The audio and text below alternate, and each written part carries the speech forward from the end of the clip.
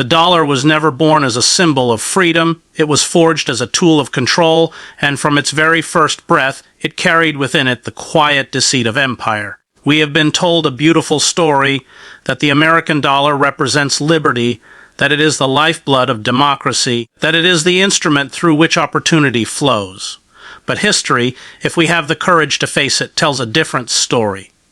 It tells of men who understood that power, true power, does not rest in the barrel of a gun or the vote of a citizen, but in the control of value itself, in the manipulation of what people believe gives their lives security and worth. The dollar, from the very beginning, was never about the people, it was about the few who sought to rule them. You see, symbols are the most dangerous of human creations. They disguise reality. The flag, the anthem, the currency, all of them are made sacred so that questioning them feels like blasphemy. We are taught to believe that the dollar is America's covenant with freedom, when in truth it has become its chain. The founding myths spoke of independence, of breaking free from monarchy, yet the architects of the New World quietly replaced one crown with another, the crown of debt, of speculation, of financial priesthood. They built temples not of stone but of paper, and they named them banks.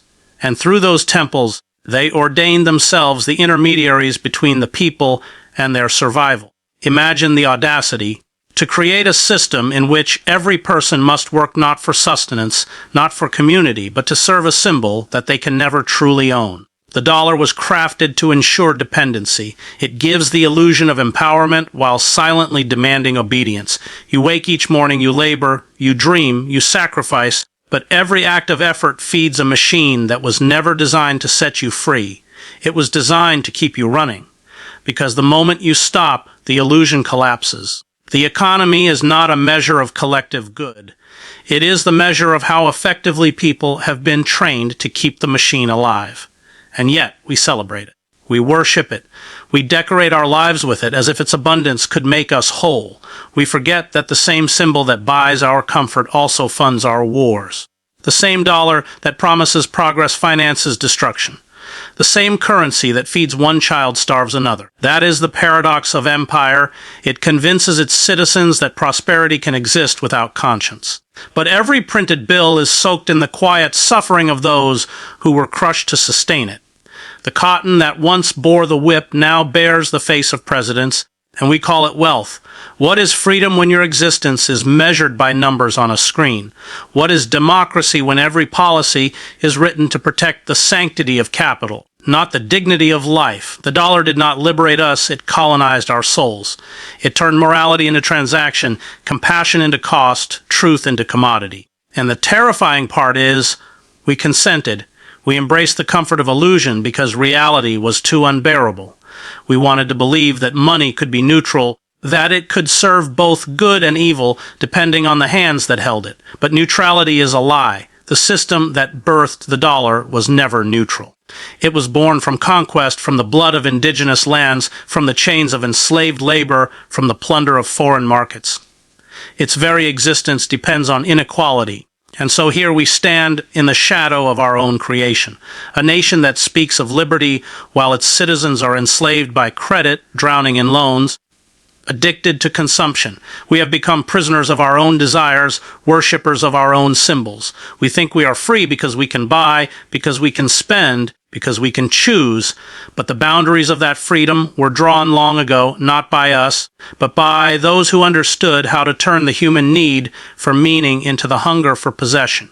Do you feel it? That quiet unease that stirs when you ask yourself what the dollar truly represents. It's not just paper, it's belief. It's faith in a system that demands sacrifice without redemption. Every empire has its altar. Rome had its gods. We have our currency. And the rituals of our devotion play out each day in boardrooms, in stock exchanges, in the endless labor of those who still think they are working for themselves. But maybe the truth was never hidden. Maybe it was always there, imprinted in the ink of the dollar itself. In God we trust. A confession not of faith, but of irony. Because the God they trust is not the divine spirit of justice or mercy. It is the God of capital, the silent master of nations, the force that feeds on hope and calls it growth. And until we see it, until we name it for what it is, we will remain captives of a system that calls its cage freedom. Because beneath that illusion of freedom lies a truth so brutal, so carefully hidden, that most would rather turn away than face it. Behind every printed bill lies not wealth, but debt, a vast, invisible web spun to entangle not only the working poor, not only the desperate and the broken, but entire nations. The dollar, that sacred emblem of prosperity, was never designed to generate abundance, it was designed to create dependence.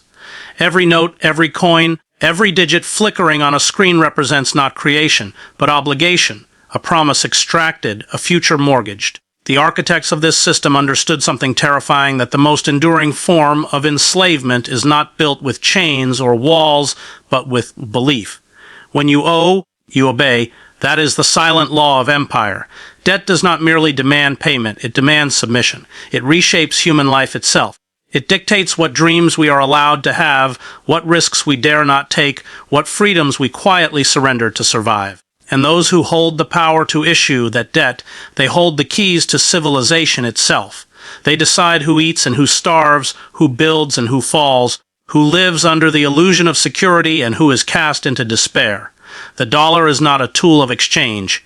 It is a leash long enough to let you wander, short enough to pull you back when you stray too far. Look around and you can see it, the slow suffocation of the spirit beneath the burden of bills, mortgages, loans, and interest.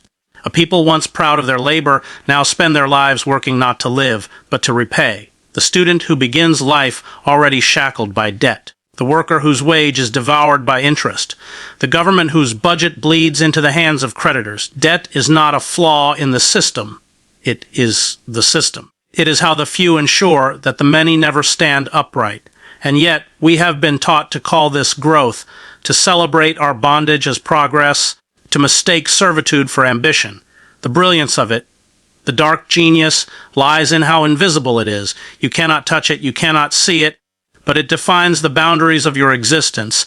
You are born into it, you inherit it, you pass it on like a cursed legacy.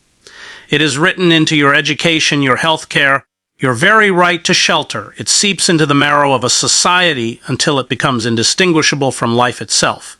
And so people stop questioning it. They learn to speak its language, credit scores, payments, financing, as if they were natural laws, not tools of control. They begin to measure their worth, not by virtue or courage or love, but by how well they can manage their chains. And all the while, the masters of this system remain untouched.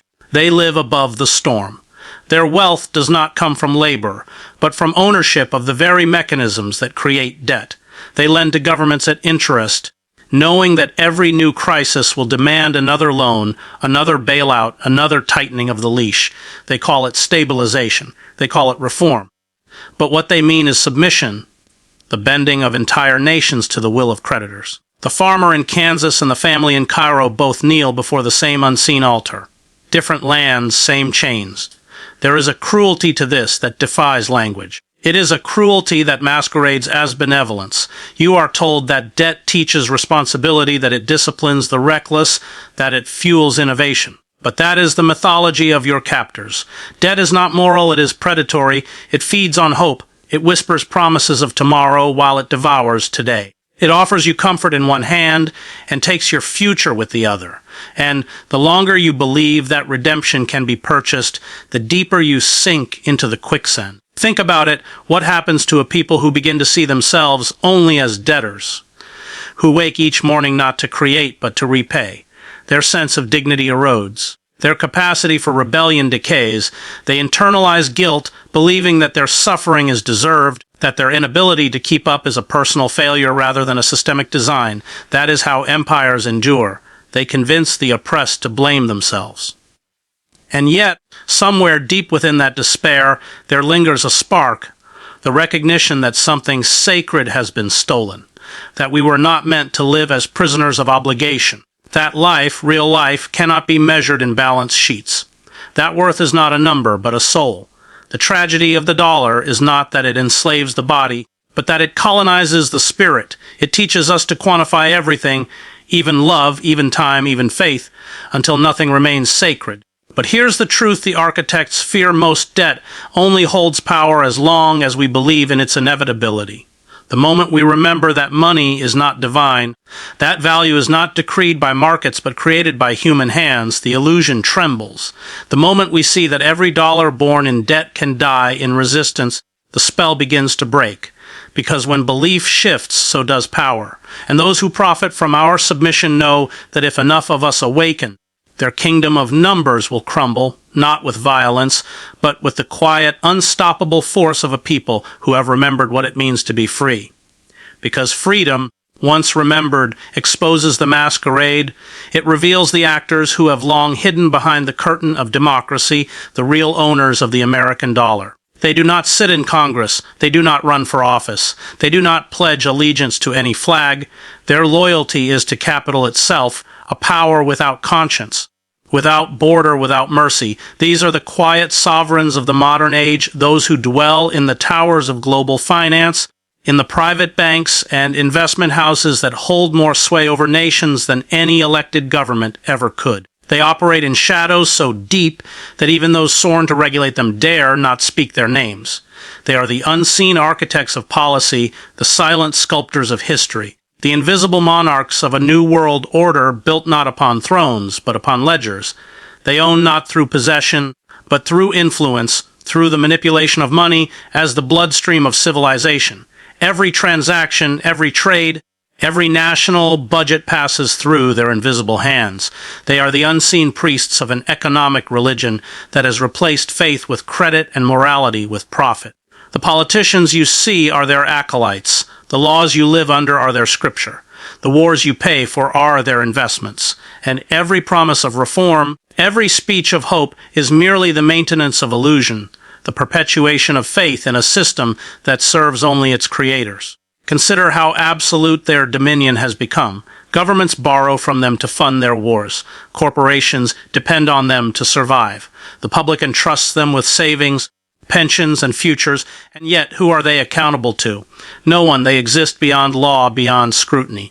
When their gambles collapse, when their greed drives millions into ruin, the state itself kneels to rescue them. Not with justice, but with tribute. They are too big to fail, we are told, as if that were not the very definition of tyranny. The people bleed, the powerful are healed. And we call it recovery.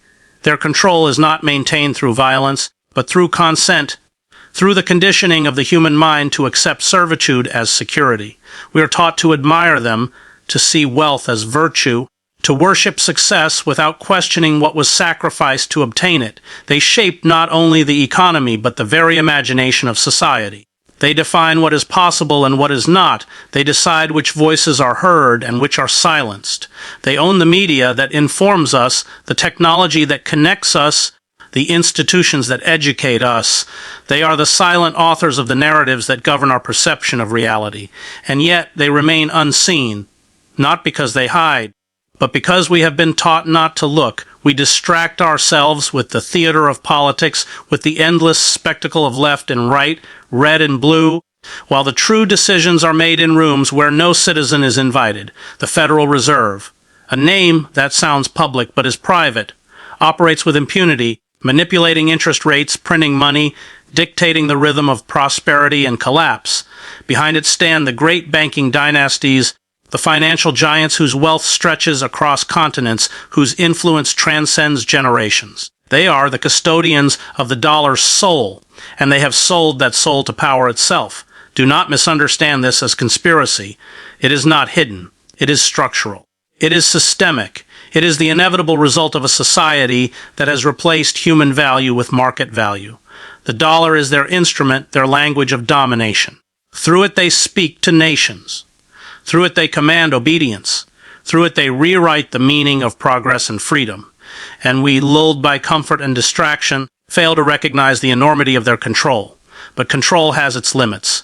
Empires of finance, like empires of stone, rot from within. The hunger for profit knows no boundary, and in their insatiable pursuit of more, these unseen rulers hollow out the very foundations upon which they stand. Inequality becomes intolerable. Despair becomes ungovernable. The facade begins to crack. They can print money, but they cannot print faith. They can buy governments, but they cannot buy legitimacy. And that is their greatest fear, that one day the spell will break, that the people will awaken to the truth that sovereignty cannot coexist with servitude, that democracy cannot survive under financial monarchy. Because once you see the faces behind the curtain, once you understand that your labor, your time, your dreams have been collateral in their endless game, you can never unsee it. You begin to recognize the manipulation not as fate, but as design. You begin to understand that the dollar, this false god we have worshipped, is not our master unless we consent to its divinity.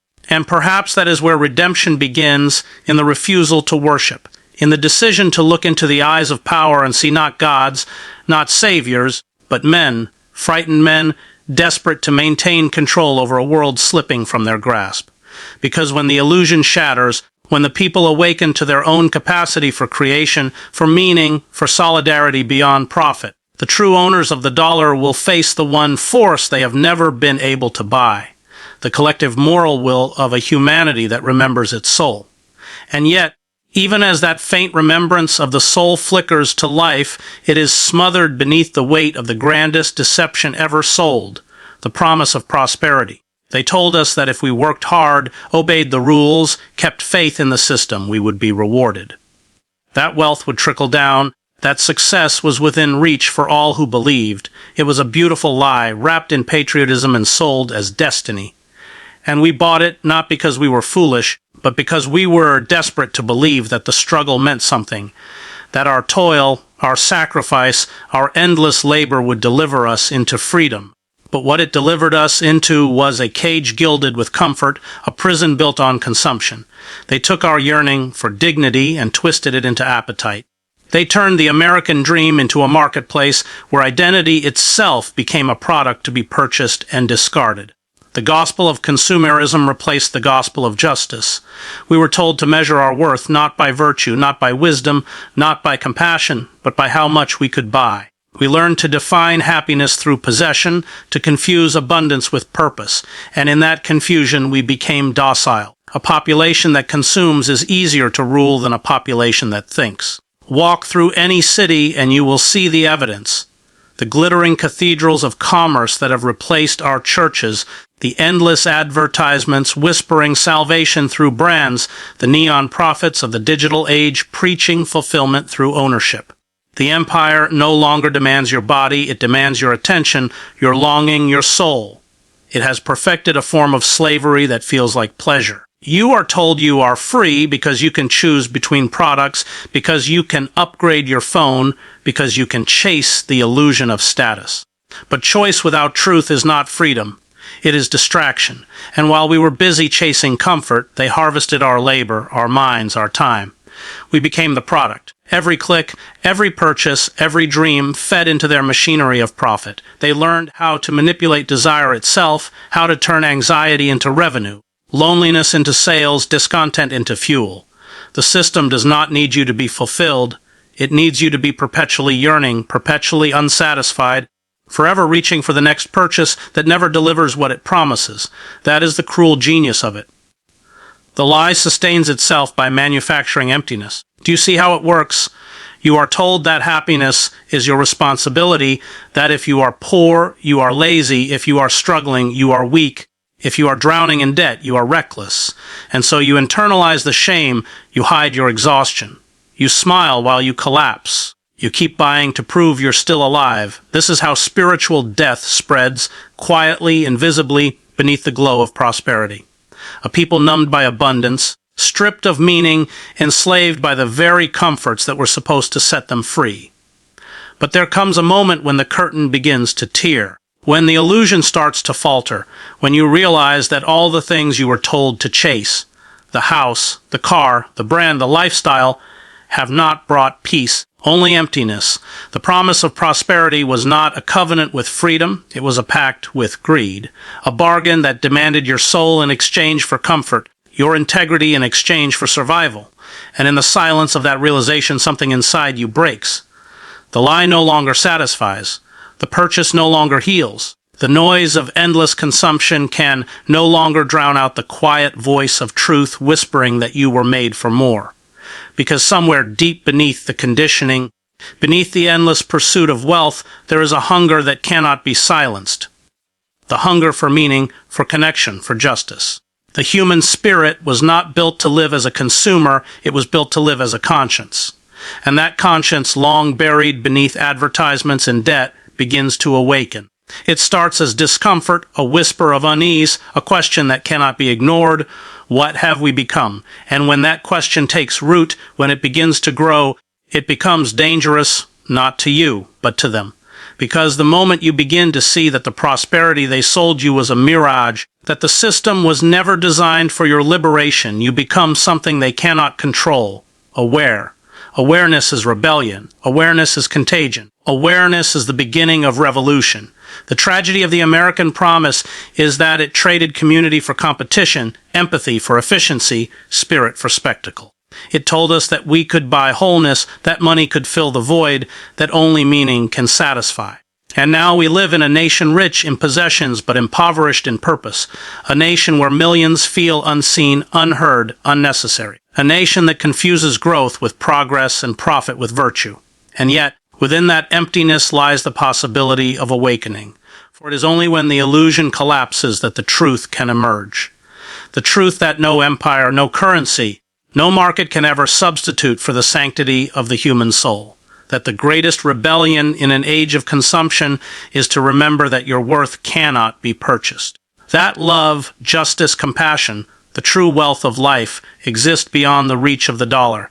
And when that realization spreads, when it is spoken aloud, when it ignites in the hearts of those who have been silenced and broken and deceived, the lie that built the empire of prosperity begins to tremble. Because what they fear most is not poverty, not protest, but the awakening of a people who have remembered who they are and what can never be bought. Because when people awaken, even faintly, those who built the empire of deceit respond not with humility, but with fear.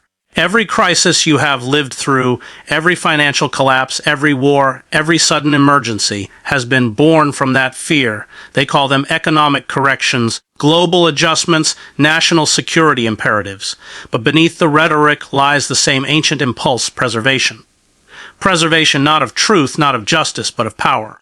Every rescue has been a rescue of their institutions. Every reform has been the tightening of their grip. The suffering of millions is not the failure of their system, it is the cost of maintaining it.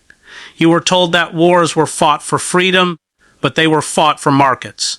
You were told that bailouts were necessary to save the economy, but they were designed to save the banks. You were told that austerity would restore balance, but it was a knife pressed to the throat of the working poor. The great myth of every empire is that it falls by accident, that its decline is the natural course of history. But empires do not collapse by fate, they implode under the weight of their own lies.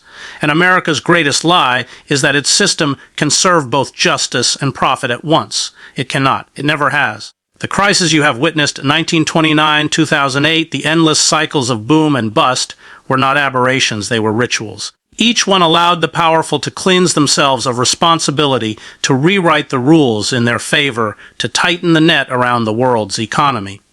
And every time, the people were told to endure, to sacrifice, to trust. But trust has become a weapon, faith a tool. They have mastered the art of crisis, the controlled demolition of hope. And in its ruins, they rebuild their dominion with greater precision. Look closely and you will see the pattern. When markets crumble, they do not suffer. They merge. They consolidate. They absorb the wreckage. When inflation rises, they do not tighten their belts. They speculate. They profit. When nations fall into debt, they do not extend mercy. They impose conditions. They own the recovery. It is not chaos they fear. It is awakening. Because in chaos, truth becomes visible. In collapse, the illusion of order disintegrates and people begin to ask the questions that power cannot answer. And so, they manufacture fear. They turn neighbors against each other. They create enemies abroad, scapegoats at home. They distract the populace with the language of patriotism, of ideology, of identity, anything that will keep eyes away from the machinery of capital grinding ceaselessly in the background.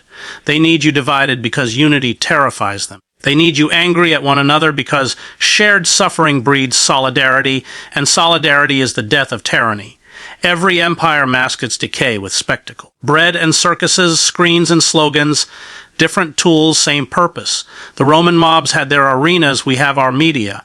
We watch crisis unfold as entertainment. We consume our own despair in 24-hour cycles of outrage and distraction. But while we debate symptoms, the disease metastasizes. While we argue over politics, they write the rules of existence. They have turned governance into theater, while the true empire, the empire of finance, operates unseen, untouched, eternal. And still, we obey, because we are tired, because resistance feels futile, because we have been conditioned to equate survival with surrender. But the truth, the one they cannot erase, is that every empire in history has believed itself invincible, and every one has fallen. Power built on deceit devours itself. Systems that feed on exploitation eventually consume their own foundations. The more they take, the more brittle their dominion becomes. They cannot sustain an order that depends on perpetual crisis without destroying the very faith that keeps it alive. There will come a moment, it always comes, when the machinery seizes, when the markets falter not by design, but by exhaustion, when the narratives fail to inspire belief. And when that day arrives, when the empire trembles beneath the weight of its own arrogance, it will not be the financiers or the politicians who rebuild what remains. It will be the broken, the forgotten, the ones who endured every false promise and still refuse to lose their humanity. Because beneath the rod of power, beneath the architecture of deceit, the human spirit waits, quiet, watchful, unyielding. And that spirit, once awakened, cannot be controlled. It does not seek profit. It seeks justice. It does not crave dominance. It craves meaning. It does not obey empires. It endures them. Every war, every collapse, every so-called rescue has been an act to suppress that spirit, to remind the people that they are powerless. But they are not. They never were. The crisis, though born of greed, becomes a crucible. And in that crucible, truth is forged anew, the truth that the dollar, the markets, the banks are not the masters of life. They are illusions sustained by belief, and belief can change.